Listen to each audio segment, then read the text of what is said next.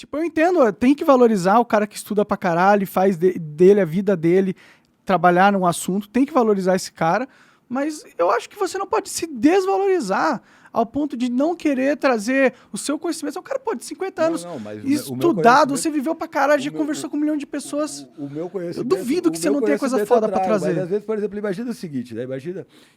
Imagina uma curva X, certo? Uma curva X. Você bota 3 paralelas nela. Uma que está distante dela, uma que está tangenciando ela e outra que está atravessando ela, certo? A partir daí, você tem determinados ângulos. E eu quero que você calcule a trajetória dessa curva a partir desses ângulos. Tem como a gente discutir isso? Não. Porque a gente não tem conhecimento sobre isso. Isso é matemática, é cálculo. A gente não sai discutindo cálculo. A gente não sai discutindo física avançada porque a gente não tem conhecimento. Sim. Né? A gente sai conversando, a gente pode estar conversando sobre essas coisas e falando do quanto que, por exemplo, isso é interessante e o quanto que a gente tem limitação. Mas a nossa discussão, ela vai parar aí. Sim, claro, a gente nunca vai conseguir discutir. Sabe o artigo 26 da Constituição, no parágrafo 4, o que você acha daquela linha sobre trens? Foda-se, a gente não sabe. Mas, por exemplo, se você me perguntar assim, o que acontece? Por que eu não tenho controle dos meus pensamentos? O que acontece que eu não tenho capacidade? Isso eu consigo responder. Isso eu consigo ir profundamente lá e dizer para você. Faz sentido. Eu acho que a gente consegue correlacionar isso à política se a gente quisesse. Mas eu não quero, pra mim é importante trazer o assunto de política agora, porque, amanhã é eleição. Sim, claro. Tá ligado? Se ferrei. E também, eu acho que a gente tá... eu enxergo a gente indo pra um caos agora, entendeu? Eu enxergo muito preocupante as coisas que estão acontecendo. Você sabe o que acontece no cérebro? Por que a gente faz isso? E por que conversar é importante? Manda. Então, eu vou te falar. Porque, de certa maneira, a gente, como ser humano, a gente tem necessidade, a gente é conectado. Os seres humanos precisam de conexão porque eles não fazem absolutamente nada sozinhos. O ser humano nasceu, se ele estiver sozinho, ferrou, morreu. Sim. Certo? Então, nós precisamos estar conectados. A gente precisa ter conexões estreitas, porque essas conexões estreitas, de certa forma, nos dão mais segurança. Certo? Impede a gente ficar maluco também. Isso, porque a gente evoluiu, como espécie, a gente evoluiu como uma organização social de poucos indivíduos, com laços muito fortes entre si. Certo? Foi isso que permitiu a gente atravessar a África inteira e colonizar o mundo. Uhum. Né? Então, o que acontece é que essa estrutura ela é muito importante para nós. Né? Como animais sociais, a gente precisa estabelecer conexão. E existe um circuito para isso no nosso cérebro. E esse circuito, de certa maneira, ele faz com que a gente consiga estabelecer essas conexões e tenha necessidade de estabelecer essas. Por isso que a solidão, muitas vezes, é ruim para a maioria das pessoas, certo? Existe todo um aparato químico que sustenta isso, né? Mas ele é orquestrado por algumas substâncias específicas, certo? Como a ocitocina. Vasopressina também vai ter uma influência nisso, mas eu não vou entrar em detalhes sobre isso. Então, o que acontece? Quando a gente está conversando aqui, eu e tu, a gente fala coisas que a gente concorda, que não concorda, mas quanto mais a gente vai falando, lentamente nosso cérebro vai liberando mais ocitocina. No final da conversa, pode ser que a gente esteja simpatizando um com o outro. A gente troca o telefone, fica conversando, você diz, cara, hoje eu entrevistei um cara legal, maneiro, estou aqui fazendo isso, certo? Isso vai fazer com que a gente tenha uma sensação de mais conexão, que a gente se sinta como uma díade ou politicamente conectado. Politicamente conectado se alguém estiver falando mal do Monark, eu vou lá dar uma porrada na cara desse cara. Certo? Não precisa, porque senão você tem que dar porrada em muita gente. Eu imagino que eu ia comprar uma puta de uma briga. Certo? Não vou te liberar minha situação, né? E aí o que acontece, Monark, é que nessa situação, quando eu, de certa maneira, me sinto mais próximo de você, eu não vou sentir a mesma coisa pelas pessoas que, de alguma forma, se opõem a você ou que estão mais distantes de você. Na verdade, eu vou ficar um pouquinho mais malvado com essas pessoas. Pode crer. Certo? Então, o que acontece é que a gente se organiza em grupos. A gente se conecta com as pessoas. E a gente, de certa maneira, nesses laços, a gente exclui outras pessoas. Então, a sociedade, apesar de ela ser includente, ela também é excludente. Eu diria que ela é mais excludente do que includente, viu? Eu acho. E por isso que a gente trabalha, né, para criar essa percepção. da sociedade como um grande sistema de processamento de informação onde a gente está conectado. O importante numa democracia é você incluir as pessoas, né? E o grande problema da nossa democracia é que ninguém se sente incluído. Com razão. Nem os pobres, nem a classe média e nem os caras que não nós, que estão no topo da pirâmide. Os bilionários, eles não se sentem incluídos. Inclusive, eles não querem estar incluídos. Eles querem estar acima. Mas a gente já faz parte dessa faixa, em alguns aspectos. Porque tem muita gente abaixo de nós, Monark. Desculpa, Monark, você é elite. Elite, não só elite financeira. Não é disso que eu estou falando. Você é elite em vários aspectos. Eu sou muito bonito, eu sei. Alguém deve achar. Né? Mas eu falo que a gente é elite porque, cara, você tem acesso a milhões de pessoas, você tem uma condição financeira muito, muito melhor do que a maioria, quase a totalidade dos brasileiros. Então, você tem um papel fundamental. Eu acho legal, no seu caso, comprar algumas pautas e trazer elas para discussão, porque esse é o papel que você tem. E, ok, eu acho isso bacana.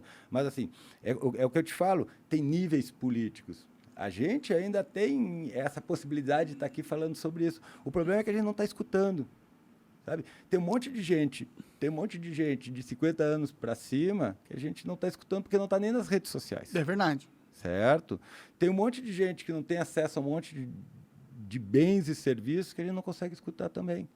Então, o problema da nossa democracia é que, tanto do ponto de vista econômico, ela deixa um monte de gente de fora, com problemas sérios, certo?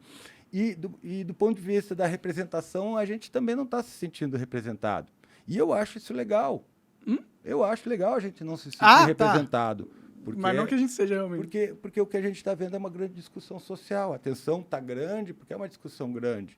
E é uma discussão sobre o Estado. Uhum.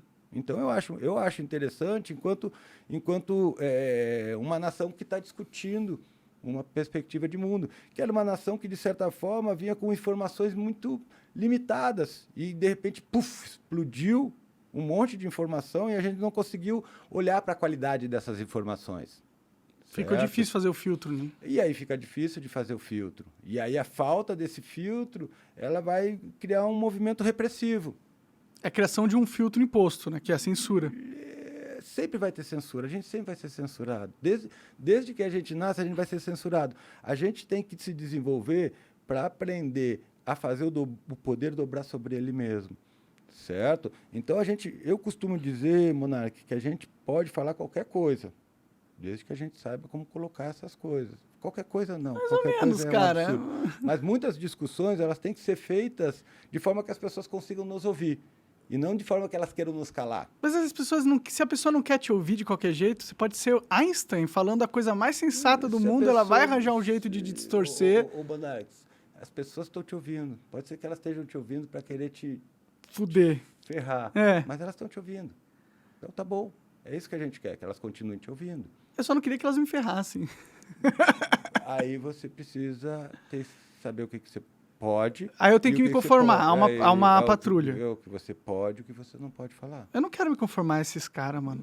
Tudo bem. Então, você sabe a regra do jogo. Então, joga dentro da regra, pronto. Você sabe, você vai falar isso, vai estar lá o Monark no Trending Top, sendo chamado de todos os nomes piores. Isso. Essa é a história da minha vida, né? Tudo bem. Se a gente for lá no Twitter agora pesquisar Monark pra ver o que os caras estão falando, você não vai ver muito elogio, não. Eu imagino que sim, mas a questão, para mim, assim, do ponto de vista do que a gente está falando, é porque isso tem um custo para você. Eu imagino que tem um custo. É um custo de reputação, né? Emocional. E financeiro também. Financeiro, às vezes. Eu perdi minha empresa, né? Tive que sair de lá, né? Isso, aí você tem que fazer uma escolha, às vezes. Diz, tá, mas peraí, vale a pena eu botar as coisas dessa forma e abrir mão disso? Vale a pena, que se foda, eu quero que se foda a minha empresa, eu quero que se foda isso, eu quero que se foda a minha reputação, eu vou falar isso daqui. Sim. Eu não sei se você está certo, se está errado o que você coloca, mas eu admiro um pouquinho a tua postura, a tua loucura, a tua falta de ciência, qualquer coisa que aconteceu ali, o teu grau de embriaguez. Eu tava bêbado pra caralho. Pois é, daí quem escolheu para você foi o álcool. Foi, porra, não devia estar bêbado falando sobre questões ultrassensíveis, né? Foi um Exatamente. erro estratégico.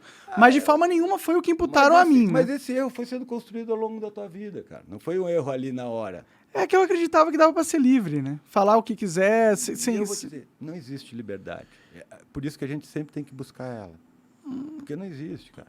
Você tá sempre sendo controlado por uma ideia, por alguma coisa. Você tem que saber o que está te controlando. Eu queria a liberdade do Estado, né? Pelo menos, né? Ah, cara, Pelo menos. É. Mas estamos fugindo. Cara, vou parar e pensar no seguinte, velho. Tem como a gente eliminar o Estado agora? Não, impossível. Impossível. Então a gente tem que aprender a viver com ele. Sim, mas dá pra gente diminuir o... Eu tenho muitos amigos que são socialistas, comunistas, falam mal do capitalismo. Eu disse, negão, quando é que você vai fechar o capitalismo? Quando é que você vai acabar com essa porra? Porque agora eu estou vivendo nele. Eu quero aprender como é que eu vivo nele. Como é que eu posso lidar com essas forças de poder econômico e tentar, de alguma maneira, ter uma qualidade de vida razoável para que eu possa estar ali com a minha família, com meus filhos, tocando minha vida e sobrevivendo, certo? Não adianta você vir e me falar de exploração disso, das relações entre as classes, de capital. Legal, eu estudei isso, eu sei disso, certo? Agora, como é que a gente vai transformar isso? Eu sei que a gente está no sistema capitalista, eu sei que o sistema tem um funcionamento. Me explica como é que eu consigo operar esse sistema? É individualmente, é coletivamente? Como é que a gente faz para essa coisa funcionar a nosso favor? Certo? Então, eu acho que a gente tem que pensar o sistema dentro dessa possibilidade que eu te falei anteriormente, que é de dobrar o poder sobre ele mesmo. Certo? Sim, usar o sistema para se controlar, né? Como que faz isso? Complicado, né? Complicado. Primeiro, você tem que aprender como é que você está sendo controlado. Ah, sim. A liberdade começa quando você conhece os mecanismos que te controlam. E os mecanismos que te controlam não estão necessariamente na macropolítica. Eles estão muito mais na micropolítica. Sim. Mas, por exemplo, a cultura do cancelamento é um mecanismo de controle. Óbvio. E perverso, na minha opinião, assim. Para ti foi bem ruim, né, velho? Para mim foi ruim, foi injusto, assim. E tem pessoas que sim. Eu acho que foi injusto, porque eu não... É uma opinião que é, tipo... Primeira emenda dos Estados Unidos, lá todo americano, se tivesse essa opinião, estaria em conformidade com a lei, tá ligado? Eu não acho que eu deveria perder a minha vida inteira por causa de ter a mesma opinião que o americano médio tem, tá ligado? É que você não tá nos Estados Unidos, lá o contexto e o ambiente é o outro. Certo? Não, tudo bem, mas é que a gente não tá falando sobre respeitar as leis dos Estados Unidos. A gente tá falando de um cara que foi trucidado e teve a vida destruída por defender uma ideia que é constitucional no maior país, na maior democracia do mundo. Tipo, eu acho que destruir a vida de alguém por defender uma ideia que é constitucional no maior país do mundo, eu não acho que é sensato, eu não acho que é justo, eu acho que é uma puta injustiça, na verdade. Monark, eu acho que em alguns aspectos você pode ter sido injustiçado ou não. Eu não vou discutir o mérito disso, porque eu também não estou nessa situação. Mas eu fico vendo que você tá com essa sensação de injustiça muito forte, né? Aquela coisa que te incomoda. Eu sofri muito, cara, foi muito imagino que você é um cara que sofreu muito por causa disso. Imagina que você deve ter ficado sem dormir, imagina que você deve ter amargado uma depressão, imagina que você perdeu dinheiro, que você ficou se achando bosta. E olha só que interessante. Eu perdi milhões, cara. Eu tenho certeza disso, Monark. Mas o legal, não tem nada de legal nisso. Mas o importante disso, cara, e aí é o que eu te falo, é que hoje você conhece a regra do jogo. Certo? Então você pode escolher abrir mão de tudo que você tem para defender uma ideia. Eu vou te falar um negócio, eu não defendo ideias. As ideias têm que me defender. Se a ideia não serve para a minha vida, se ela não serve para as coisas que eu estou fazendo, se ela não serve para ajustar o meu cotidiano, se ela não serve para ajudar eu e as pessoas que estão próximas a mim, que são as pessoas que eu tenho mais influência, ou mesmo a possibilidade de ajudar outras pessoas, ela não tem utilidade para mim. Isso é perigoso, cara. Não é não, Monark. Porque perigoso é a gente, às vezes, se colocar ou defender uma pauta onde, efetivamente, a gente não vai conseguir fazer a discussão no nível que ela é importante, que ela tem que ser feita, e, de certa maneira, ainda vai prejudicar a sua vida. Prejudicar a sua vida e os argumentos. Certo? Porque daí você vira um meme. E esse é o problema da gente, é a memização que a gente vira. Porque daí o cara pega um cortezinho, um contexto, e o que o Monark falou, o que o Fábio falou, E isso tem um efeito político muito grande. Tem mesmo. Mas será que ele não pode ser positivo a longo prazo? Pode, de muitas maneiras é. Eu fico muito triste que você tenha passado por isso, cara, e de tudo isso que aconteceu com você, por uma decisão que foi construída durante toda a tua vida. E foi uma conjunção de fatores que, fez você, de certa forma, se colocar numa situação de exposição desnecessária, certo? De uma pauta que eu acho que é uma pauta importante, que é uma pauta interessante, que tudo bem, você tem suas opiniões, você conduz com ela, mas eu quero ouvir a tua opinião sobre isso, certo? E é uma Porque pauta... você é um cara que é um comunicador, você construiu uma coisa bacana, você vem de uma geração que pegou essa transição das mídias, né, velho? A televisão perdendo influência e o YouTube, internet ganhando muita influência. Sim, sim. Então eu quero ver o que você tem para falar, eu quero ver da tua experiência com isso, como que isso impactou na tua saúde. Isso é importante, sabe, cara? E aí a gente vê como que a política atravessa o individual. Uhum. Hoje e amanhã vai ter gente com raiva, com ódio, brigando com o irmão. Nossa, amanhã vai ser um caos tremendo, cara. Eu tô extremamente preocupado com amanhã. E é disso que eu falo, certo? Porque você tá operando uma coisa num nível que não é saudável. Acaba com a discussão.